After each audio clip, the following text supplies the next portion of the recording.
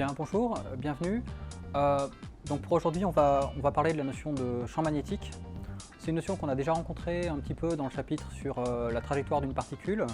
Il s'agissait d'une particule chargée en mouvement dans un champ électromagnétique, c'est-à-dire qu'on avait à la fois un champ électrique et un champ magnétique, et ces deux champs exerçaient une action sur la particule, et voilà. Mais dans ce chapitre-là, on n'avait pas tellement dit ce que c'est qu'un champ magnétique. On va essayer d'en dire un tout petit peu plus aujourd'hui. Donc, le plan est le suivant. On va d'abord parler de la notion de champ magnétique. Ensuite, on verra la notion de moment magnétique. Et enfin, le flux d'un champ magnétique à travers une surface. Donc tout d'abord, ce que c'est qu'un champ magnétique. Alors le champ magnétique, traditionnellement, on le note B.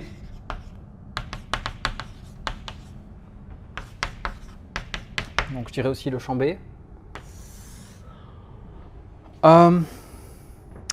Depuis l'Antiquité, on sait qu'il existe des aimants, et on sait que deux aimants interagissent, ils s'attirent l'un l'autre. Plus précisément, prenons deux aimants, chacun un pôle nord et un pôle sud. Et le pôle nord d'un aimant et le pôle sud de l'autre aimant s'attirent. Et les pôles nord de deux aimants se repoussent, les pôles sud de deux aimants se repoussent. Et on a introduit la notion de champ magnétique comme un intermédiaire qui permet d'expliquer un petit peu cette interaction. On imagine que le premier aimant crée un champ magnétique, et le champ magnétique créé par ce premier aimant agit sur le deuxième aimant. Okay, de la même manière, le deuxième aimant crée un champ magnétique, et c'est le champ magnétique créé par le deuxième aimant qui agit sur le premier aimant. Cette manière de procéder ne doit pas trop vous surprendre. On a déjà vu ça dans deux autres contextes. Vous avez déjà vu ça. Donc vous avez vu que si j'ai deux masses M1 et M2, mettons, donc la masse M1 crée un champ gravitationnel que je vais noter G1, et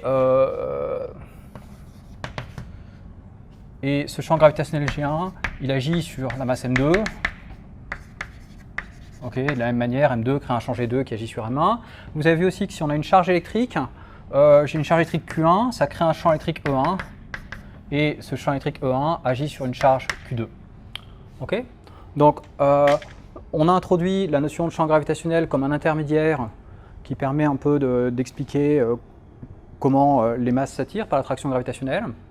On a introduit la notion de champ électrique comme un intermédiaire qui permet d'expliquer pourquoi, comment des charges s'attirent et se repoussent. Et donc là, on procède de même. On introduit la notion de champ magnétique comme un intermédiaire qui permet d'expliquer comment deux aimants interagissent. Donc un champ magnétique, c'est ce qui est créé par un aimant. Bon, est-ce que ça existe vraiment? En fait, on peut le visualiser à l'aide de l'émail de fer. Donc imaginez qu'on dispose d'un aimant et qu'on saupoudre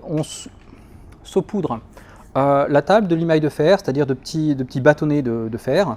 Donc j'en mets un petit peu partout, et puis j'approche mon aimant. Par exemple, je l'approche par en dessous, je le mets juste contre la table en dessous, et qu'est-ce qui va se passer? Eh bien, sous l'effet du champ magnétique de l'aimant, disons, déjà qu'est-ce qu'on constate? On constate que les bâtonnets de l'émail de fer s'alignent, et on voit, ils dessinent certaines courbes sur la table, et on explique cela de la façon suivante.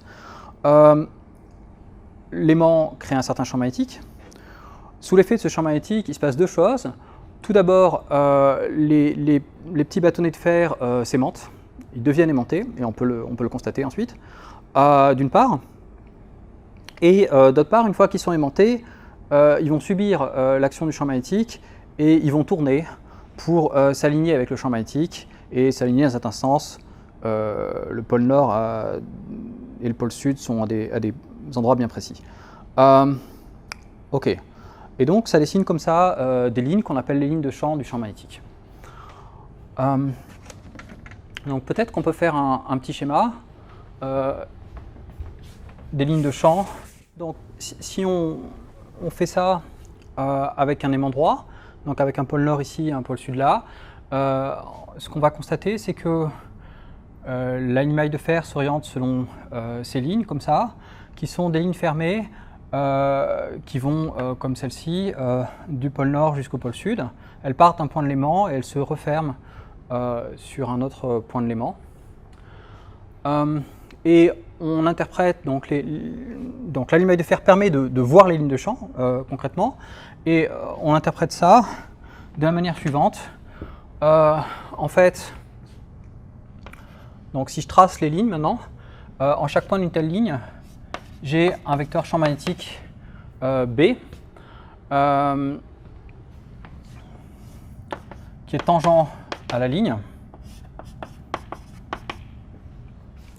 Et la ligne est orientée, elle est orientée du nord au sud, et si vous voulez, le sens de la flèche vous donne en chaque point le sens du vecteur B. Et imaginons qu'ici, il y a un petit morceau de limaille de fer qui au départ a une orientation quelconque, donc sous l'action du champ de l'aimant, il s'aimante, et puis ensuite, il va tourner pour s'aligner avec B, et avoir un pôle nord, disons, le pôle nord va être dirigé de ce côté-ci et le pôle sud de l'autre en fait. Hein. Donc si mon petit morceau de limaille de fer il est comme ça, je vais le dessiner ici, il aura son pôle nord de ce côté-ci et son pôle sud de l'autre côté. Ok ? Et donc c'est pour ça que la limaille de fer permet de visualiser les lignes de champ du champ B. Je vous rappelle ce qu'on appelle les lignes de champ, ce sont des lignes tangente au champ en chaque point de la ligne. On a déjà rencontré ça pour les champs de vitesse ainsi que pour les champs électriques. Ok. Donc voilà typiquement l'allure d'un champ magnétique. Donc si je reviens maintenant sur l'analogie, la comparaison qu'on pourrait faire entre les différents champs vectoriels qu'on a rencontrés, gravitationnel, électrique et magnétique. Donc on avait il y a deux choses, il y a le champ et ses sources. Donc on a dit pour le champ gravitationnel que je vais noter G, comme source on a la masse. Pour le champ électrique E,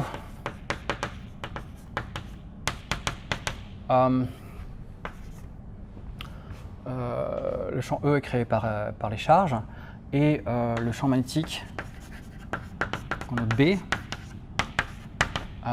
est créé par un aimant. Ok. Je ne prétends pas que ce sont les seules sources possibles, mais c'est typiquement, voilà, c'est les sources les plus typiques, celles auxquelles on pense. On verra progressivement qu'il y en a d'autres. Et pour le champ magnétique, dès maintenant, je vais vous dire qu'il y en a d'autres. Donc en 1820, Ørsted s'est rendu compte que si un fil électrique est parcouru par un courant et qu'à proximité de ce fil électrique, on place une boussole, eh bien la boussole tourne exactement comme elle le fait lorsqu'on approche de la boussole un aimant.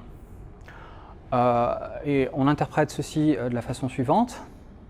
Un fil électrique parcouru par un courant crée un champ magnétique, et donc se comporte, si vous voulez, comme une source de champ magnétique, ou encore se comporte un peu comme un aimant. Et c'est ce champ magnétique qui ensuite agit sur la boussole et la fait tourner. Donc, comme source du champ magnétique, on a non seulement les aimants, mais on a aussi les courants électriques.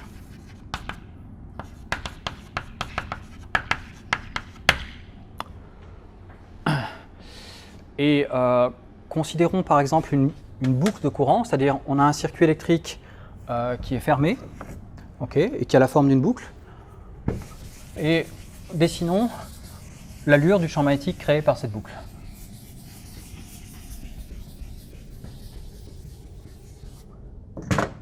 Donc, mettons, j'ai mon circuit électrique.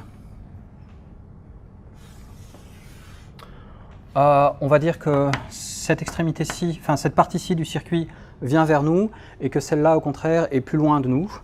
Il faut imaginer ça. Et puis, mon circuit, bon, il est parcouru par un courant I. Peut-être qu'il y a un générateur ici qui n'est pas représenté. Mais en tout cas, j'ai un circuit électrique fermé qui a la forme d'une boucle et qui est parcouru par un courant I. Quelle est l'allure du champ magnétique? Sous l'hypothèse, bien sûr, que I est positif et que cette partie-ci du circuit est plus proche de nous, si vous voulez, et c'est une vue de dessus, légèrement au-dessus. L'allure du champ est la suivante. Donc, on a des lignes de champ qui sont fermées. Peut-être je vais dessiner en pointillé là, mais c'est des lignes fermées, orientées comme ceci.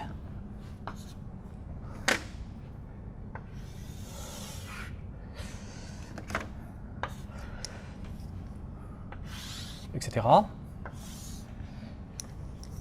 Et donc ça vous rappelle l'allure du champ magnétique créé par cet aimant droit. C'est un petit peu comme si on avait un pôle nord par ici et un pôle sud par là. Il y a une ligne que je n'ai pas représentée d'ailleurs ici. J'ai dit qu'on avait des lignes de champ qui étaient fermées, mais si on se place pile au milieu, il n'y a aucune raison que la ligne parte vers la droite ou vers la gauche, disons. Et donc, on en a quand même une qui est droite, comme ça, une ligne de champ. Mais il faut imaginer qu'elle est fermée. Juste, la différence par rapport aux autres, c'est que celle-ci, elle se referme à l'infini. Okay, de la même manière, si ma spire ici est parfaitement circulaire, j'aurai une ligne de champ comme ça, qui se referme à l'infini. Ok.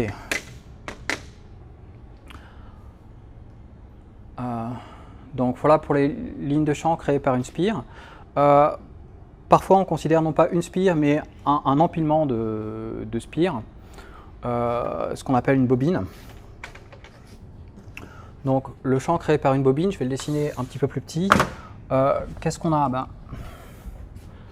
Donc j'ai plein de spires empilées les unes sur les autres, si vous voulez. Disons j'ai un circuit électrique qui... on a enroulé le fil pour faire une bobine. J'ai un peu de mal à dessiner la bobine, mais donc je vais dessiner quelque chose d'un peu plus simple. Plein de spires les unes sur les autres. Et on va imaginer que le courant s'enroule dans ce sens-ci. Hein. Ici, dans le cas de la spire, si j'enroule ma main le long du courant, vous voyez que le champ magnétique est donné par la direction du pouce. On appelle ça la règle du pouce. Okay. Là, de la même manière, je vais imaginer que le courant s'enroule comme ça. Et quelle va être la forme du champ magnétique? On va pouvoir la trouver à l'aide de quelques remarques concernant le cas de la spire. Le champ B créé par la spire, il est proportionnel à l'intensité I qui circule dans la spire. Ça suggère la chose suivante, ça suggère que le champ B dépend linéairement des sources.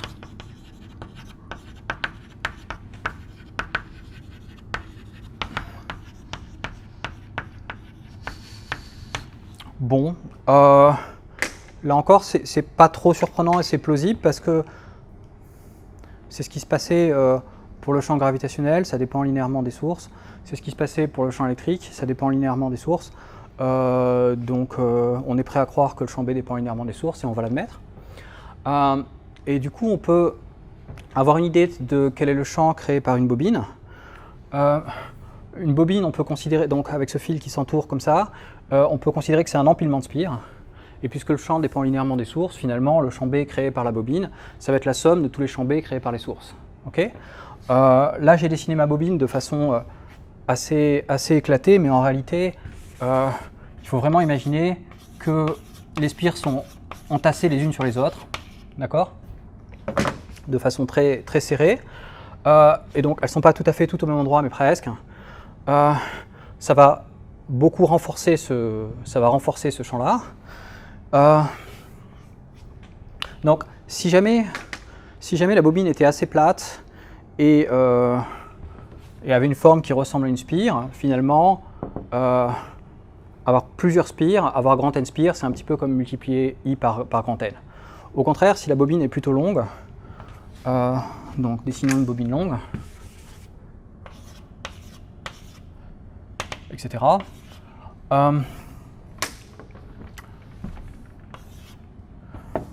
Qu'est-ce qui va se passer? Donc je vais avoir une somme de champs qui sont comme ça, et on peut constater que le champ magnétique dans la bobine est quasiment parallèle à l'axe de la bobine. Donc les lignes de champ vont être parallèles. Et puis, bon, progressivement, il va s'écarter évidemment de l'axe quand on sort de la bobine.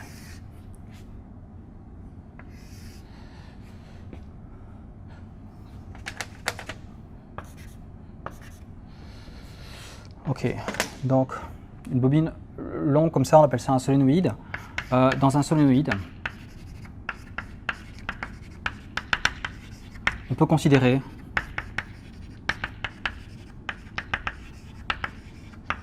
que le champ magnétique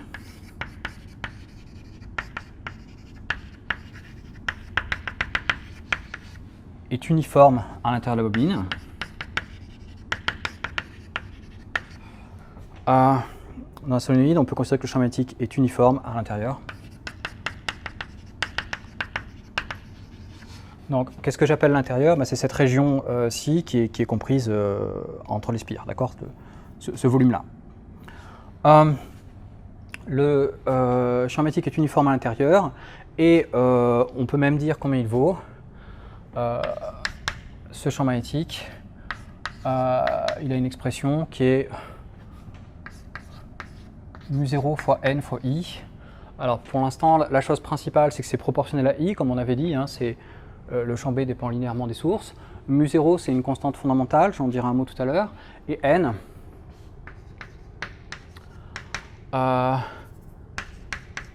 c'est ce qu'on appelle la densité linéique de spire.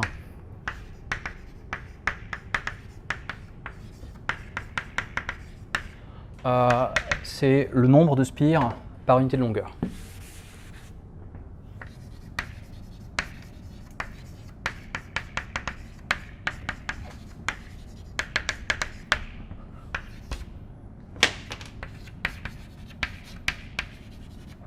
Donc, supposons qu'ici vous avez grand N spires.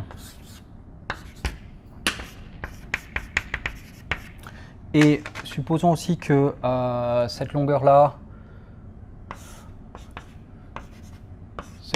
ce soit grand L. Alors, N, c'est juste grand N sur grand L. Hein, je suppose que les spires sont régulièrement répartis. Donc vous avez bien le nombre de spires divisé par la longueur, le nombre de spires par unité de longueur. Ok. Bon, donc ça peut se calculer comme ça. Je ne vous ai pas dit quelles étaient les unités ni rien, mais donc un champ magnétique, ça se mesure en Tesla.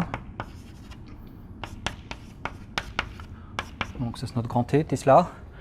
Et mu0, c'est une constante fondamentale qui est là parce qu'on a choisi de travailler avec le système international. Peut-être que si on avait pris un meilleur système d'unité, il n'y aurait pas de constante, mais là on a choisi de travailler avec le système international.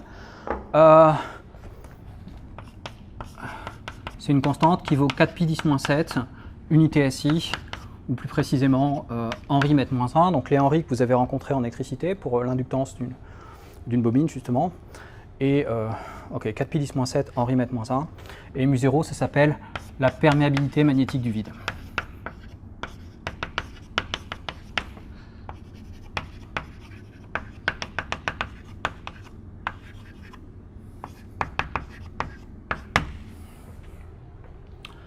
Ok. Bon, donc on a dit qu'un champ magnétique, ça peut être créé par un aimant, ça peut aussi être créé par une source de courant, ça peut être créé par un courant, je veux dire, donc comme une spire, ou une bobine plus compliquée, par exemple un solénoïde qui est une bobine longue, ou on pourrait aussi imaginer un fil tout droit hein, qui serait infini, et pour simplifier, et pareil, ça crée un champ magnétique. Ok, ou n'importe quel courant électrique vous crée un champ magnétique. On a vu une expression pour le champ magnétique, on a dit que ça s'exprime en Tesla. Peut-être ce serait bien d'avoir des ordres de grandeur. Donc, vous savez que la Terre possède un champ magnétique et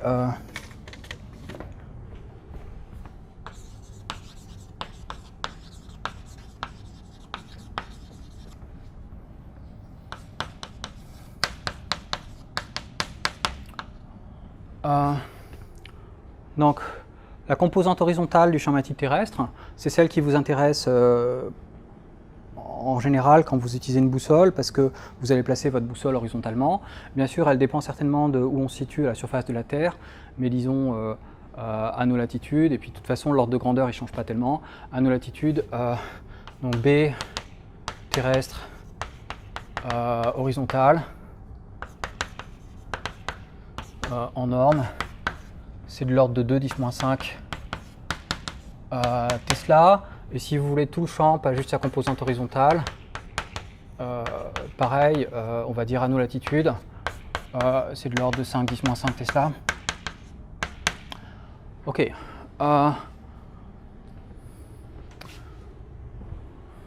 Donc en ce sens-là, le Tesla, c'est une unité qui est assez grande. Un champ magnétique de 1 Tesla, c'est déjà un champ magnétique très, très important.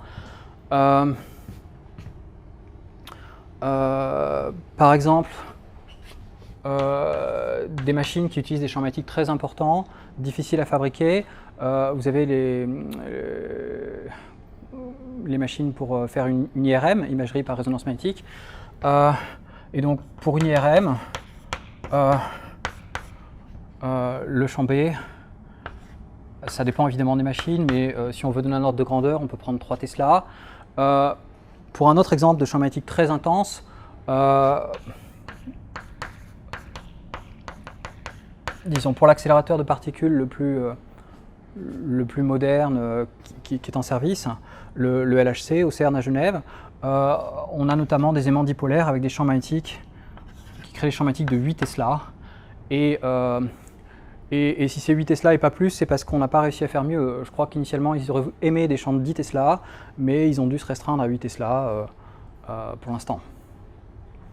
Ok, et ces champs ne sont pas du tout triviaux à obtenir. Pour les obtenir, il faut utiliser des courants extrêmement intenses. On a dit B est proportionnel à I, donc évidemment, au plus I est grand, au plus votre champ sera intense. Et puis, on peut avoir intérêt, évidemment, à faire un maximum d'enroulement pour que le champ se renforce. Donc ils ont fait tout ça. Pour avoir un courant électrique très intense, ils utilisent des supraconducteurs refroidis à l'hélium liquide, donc avec des températures en dessous de 4 Kelvin, etc. Et voilà, tout ça pour arriver à fabriquer un tel champ et avec plein de difficultés techniques que vous pouvez imaginer. Ok. Donc il y a quelques autres remarques qu'on pourrait faire sur ces cartes de champ. Ici, bien sûr, j'ai supposé que mon aimant avait une symétrie cylindrique, c'est-à-dire il est invariant par... disons que mon aimant est invariant par rotation autour de cet axe. Et ma spire, pareil, on dit qu'elle est circulaire, et donc elle est invariante par rotation autour de l'axe qui passe par le centre. Et du coup, évidemment, j'ai dessiné ça dans un plan, mais c'est pas gênant parce que les lignes de champ sont elles-mêmes invariantes par rotation, d'accord? Si je veux connaître le champ magnétique dans un autre plan, il suffit de faire tourner ce dessin, et ici pareil. Ok? Donc on peut faire cette remarque-là. De plus, on a dit tout à l'heure que les deux dessins se ressemblent beaucoup. Ils se ressemblent énormément si on regarde les choses de loin. D'accord? Donc on va imaginer qu'on se place très loin de la spire, donc on voit une toute petite spire, ou qu'on se place loin de l'aimant. Et si on est loin, là en fait on peut considérer que les deux situations sont identiques. Le champ créé par une spire ou celui créé par un aimant, c'est le même. Par contre de près, si on est près de la spire ou si on est près de l'aimant, on voit la différence. Ok. Et donc pour préciser cette analogie et le fait qu'on voit la même chose de loin, on va introduire la notion de moment magnétique. Donc c'est ce qu'on va faire, maintenant. Donc paragraphe 2. Donc je vais avoir besoin d'une petite notion technique, le vecteur surface. Et ça va me servir à définir la notion de moment magnétique.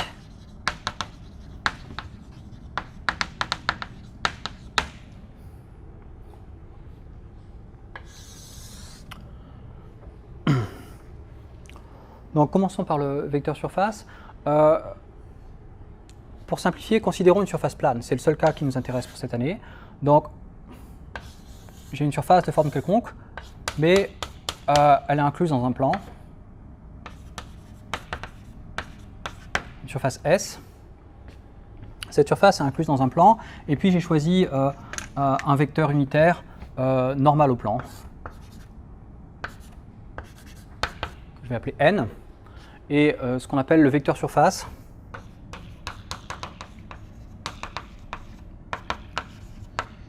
par définition, c'est la surface S multipliée par le vecteur N. Et on écrit ça en général S avec une flèche.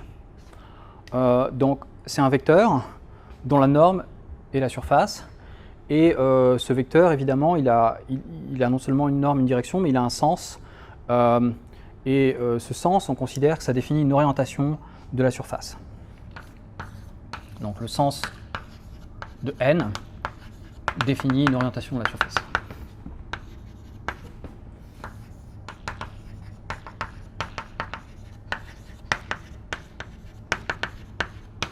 D'accord ? On aurait pu tout aussi bien, ce S fois N, on aurait pu tout aussi bien l'écrire moins S fois moins N. Et donc, on va considérer un peu comme quand vous avez fait des intégrales. Au début, on dit qu'une intégrale, c'est une R.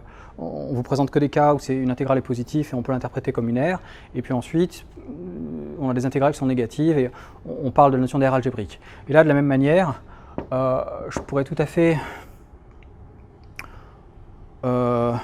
disons, moins S, je vais l'interpréter comme une R algébrique.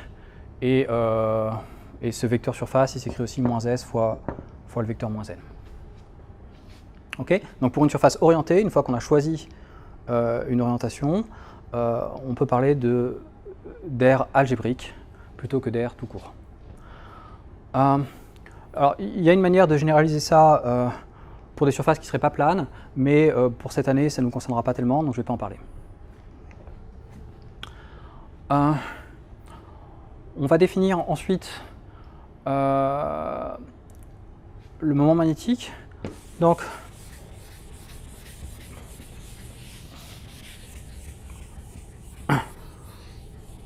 je considère un circuit fermé, plan, par exemple une spire, mais c'est pas obligé, ça pourrait être autre chose. Donc, je suis dans un plan, je prends un circuit fermé, ce circuit, on va dire qu'il est orienté, d'accord, il est parcouru par un courant I. J'ai choisi une orientation du circuit. Une fois que je choisis une orientation, ça me donne un sens positif pour I, d'accord. J'ai choisi mon orientation et puis I sera positif si le courant parcourt effectivement le circuit dans ce sens-là et négatif dans l'autre sens. Ok, et le I, bien sûr, en réalité, il est algébrique et parfois on ne connaît pas son signe d'avance. Donc j'oriente mon circuit fermé. Une fois que j'ai orienté mon circuit fermé, avec ma main droite, j'en déduis un vecteur unitaire N normal au plan.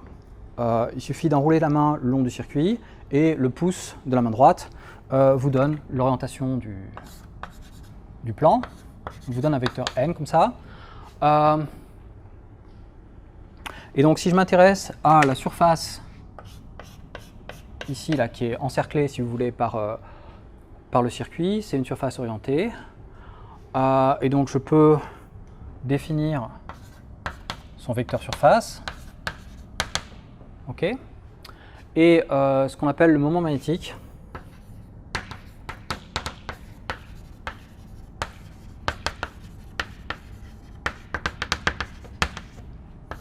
Du circuit fermé S, du circuit fermé, de notre circuit fermé, vaut, alors c'est un M, le moment magnétique M est égal à l'intensité I fois le vecteur surface S. Ça ne dépend pas des conventions d'orientation que vous avez choisies en réalité. Imaginez qu'on change le sens d'orientation du circuit. Ça revient à changer I en moins I et à changer S en moins S. Ok. Mais bien sûr, si vous faites moins I fois moins S, ça donne le même moment magnétique. Hein, donc ça ne dépend pas des conventions d'orientation. ce moment magnétique, si vous voulez, c'est un petit peu la représentation mathématique d'un aimant, ou d'un aimant qui serait, je ne sais pas, infiniment petit, localisé à une position précise et pas étendu comme celui-là. Et d'une certaine manière, en décidant de considérer le moment magnétique d'un circuit, on est en train, à un circuit fermé, d'associer par la pensée une sorte d'aimant abstrait qu'on imagine là, mettons au centre. Donc j'ai un vecteur M et ma boucle de courant, elle me définit un tel vecteur aimantation, et de la même manière, lui, il a une certaine aimantation, et l'allure du champ magnétique loin de la source, loin de l'aimant ou loin de ma boucle de courant peut se calculer uniquement à l'aide de ce vecteur aimantation. On ne va pas faire le calcul aujourd'hui. Les calculs de champ magnétique, vous les ferez en SP quand vous aurez les outils pour. Mais disons, étant donné un moment magnétique M, on peut lui associer un certain champ magnétique dans tout l'espace et qui nous donne l'allure de celui-ci et de celui-là quand on est loin, de la source. Ok. Une dernière chose que je peux dire là-dessus, c'est que le champ magnétique B, créé par un moment magnétique, la norme de B, si vous voulez, varie en 1 sur R3, où R est la distance entre le point où vous observez le champ et le point où vous avez placé votre moment magnétique. Et ça, on peut le comprendre un peu par analogie avec ce qui se passe pour un champ électrique. Donc, pour un champ électrique, vous savez que le champ électrique créé par une charge ponctuelle étant 1 sur R carré, où R est la distance entre votre charge et puis le point où vous observez le champ électrique. Mais imaginez qu'on n'ait non pas une charge ponctuelle, mais que j'ai deux charges. J'ai une charge Q ici qui est positive, et une charge moins Q, peut-être je vais prendre une autre couleur, une charge moins Q qui est donc négative. D'accord? J'ai ces deux charges.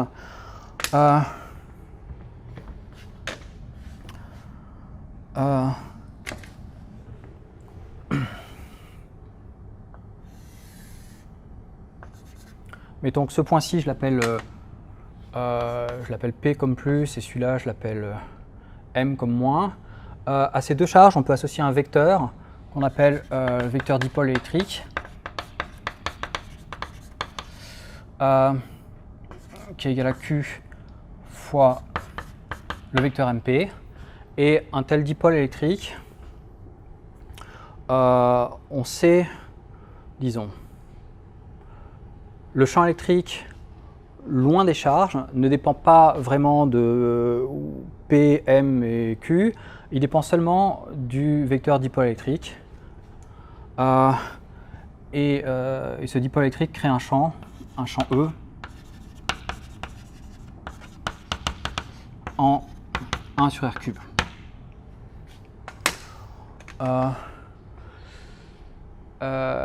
Ici, on a une sorte de dipôle magnétique. Les courants se referment sur eux-mêmes, de la même manière que ici, la somme des charges fait 0, mais les charges ne sont pas situées toutes exactement au même endroit. Évidemment, si on rapprochait les deux charges, comprenez P égale M, le dipôle électrique serait nul, le champ créé serait nul, on n'a rien du tout, on n'a pas de charge. Et là, imaginez que vous fassiez rétrécir cette boucle de courant, vous faites tendre son rayon vers 0, les courants se compensent eux-mêmes, on n'a plus de source et on n'a plus de champ. Donc, ou bien ici, on peut penser un petit peu par analogie, la charge plus ici, ça correspondrait par exemple au pôle nord, et la charge moins, ça correspondrait au pôle sud. Et donc c'est raisonnable de penser qu'on a un champ 1 sur R3 créé par un tel dipôle magnétique. Ok. Pour ce qui est des aimants, il n'est pas possible de couper l'élément, enfin il est possible de couper l'élément en deux, mais malheureusement ça ne permettra pas d'isoler un pôle nord ou d'isoler un pôle sud. Si vous coupez votre aimant en deux, ce qui va se passer, c'est que vous allez fabriquer deux aimants, mais qui aura chacun un pôle nord et un pôle sud.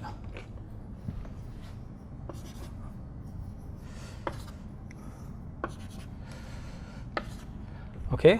Alors qu'ici, au contraire, on peut tout à fait imaginer une charge ponctuelle qui crée un champ sur R2. Là, vous aurez seulement les deux pôles, nord et sud, vont toujours venir ensemble.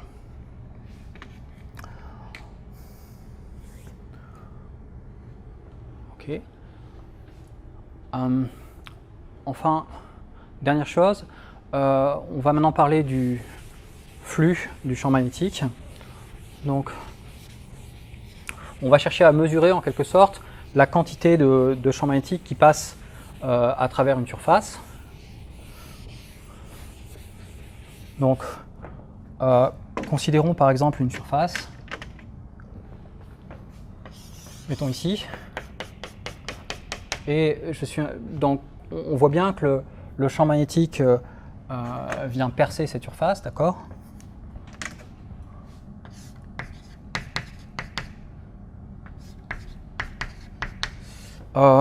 Bon, ma surface, il faut qu'elle soit orientée aussi. Donc, je choisis un vecteur n. Et j'ai envie de définir, de compter quelle quantité de champ magnétique vient percer cette surface, un petit peu par analogie avec le débit d'un fluide. Si vous remplacez V par un vecteur vitesse, le débit volumique d'un fluide, ou bien avec une intensité qui vous compte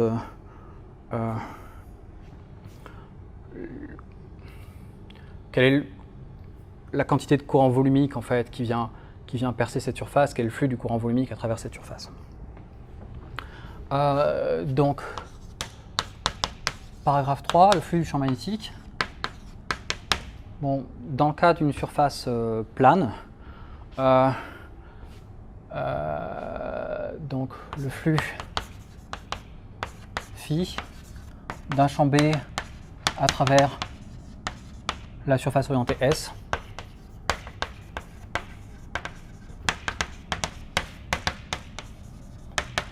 c'est tout simplement B scalaire S.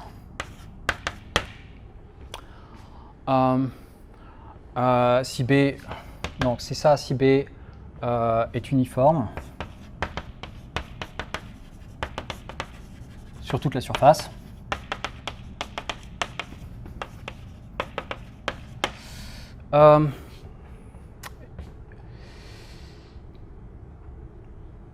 ok. Maintenant, si B n'est pas uniforme, on aura une intégrale double sur toute la surface de B au point M, produit scalaire avec le vecteur ds, sous-entendu le vecteur ds au point M. Et là, j'ai M qui appartient à ma surface, et c'est une surface orientée. Ok ?